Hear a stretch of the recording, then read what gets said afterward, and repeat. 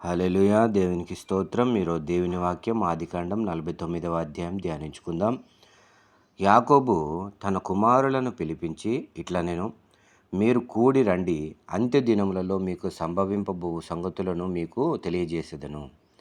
యాకోబు కుమారులారా, మీరు కూడి వచ్చి ఆలకించుడి, మీ తండ్రి అయిన ఇశ్రాయేలు మాట వినండి. రూబేను, నీవు నా పెద్ద కుమారుడవు, నా శక్తియు నా బలము యొక్క ప్రథమ ఫలమును, ఔన్నత్యాతిశయమును బలాతిశయమును నీవే. నీళ్ళ వలె చంచలుడవై నీవు అతిశయము పొందవు. నీ తండ్రి మంచం మీదకి ఎక్కితివి, దానిని అపవిత్రము చేస్తేవి. అతడు నా మంచం మీదకి ఎక్కెను. షిమ్యోను, లేవి అనువారు సహోదరులు, వారి ఖడ్గములు బలాత్కారము ఆయుధములు. నా ప్రాణమా, వారి ఆలోచనలో చేరవద్దు.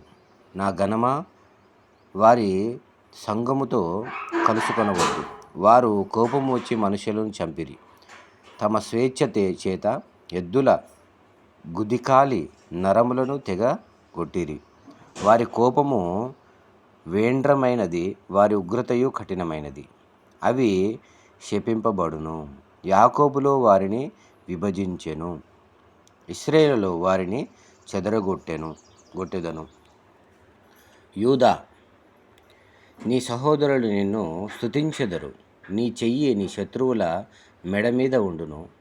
నీ తండ్రి కుమారులు నీ ఎదుట సాగిలపడుదురు. యూదా కొదమ సింహము, నా కుమారుడా, నీవు పట్టిన దాని తిని వచ్చితివి.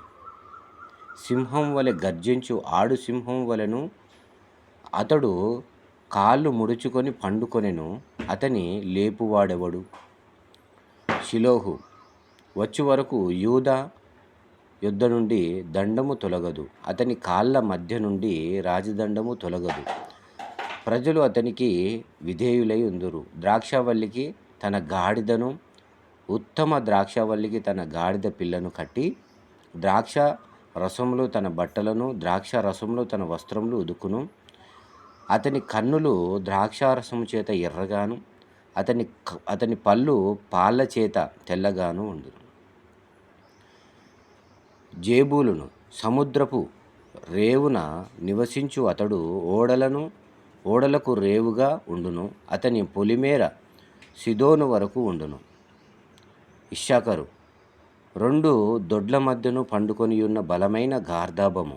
అతడు విశ్రాంతి మంచిదగుటయు ఆ భూమి రమ్యమైనదగుటయు చూచెను గనుక అతడు మోయుటకు భుజము పంచుకొని వెట్టిచేయు దాసు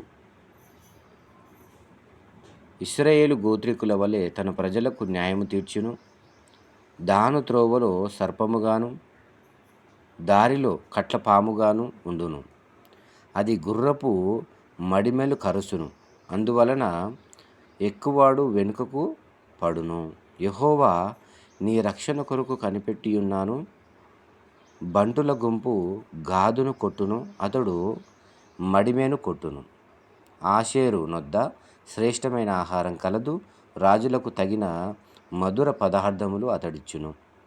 నఫ్తాలి విడువబడిన లేడి, అతడు ఇంపైన మాటలు పలుకును. ఏసేపు ఫలించెడి కొమ్మ, ఊట యొద్ద ఫలించెడి కొమ్మ, దాని రెమ్మలు గోడ మీదికి ఎక్కి వ్యాపించును. విలుకాండ్రు అతని వేధించిరి, వారు బాణములను వేసి అతని హింసించిరి. యాకోబు కొలుచు పరాక్రమశాలి అయిన వాని హస్తబలము వలన అతని విల్లు బలమైనదగును. ఇశ్రాయేలునకు బండయు మేపెడివాడును ఆయనే. నీకు సహాయము చేయు నీ తండ్రి దేవుని వలనను, పైనుండి వింటి దీవెనతోనూ, క్రింది దాగియున్న అగాధ జలముల దీవెనతోనూ, స్తనముల దీవెనతోనూ, గర్భముల దీవెనతోనూ నిన్ను దీవించు సర్వశక్తుని దీవెన వలనను అతని బాహుబలము దిట్టపరచబడును.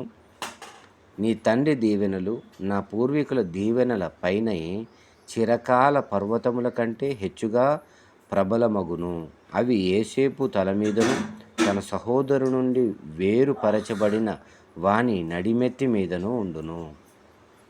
బెన్యమీను చీల్చినట్టి తోడేలు, అతడు ఉదయమందు ఎరను తిని అస్తమయమందు దోపుడు సొమ్ము పంచుకొనును.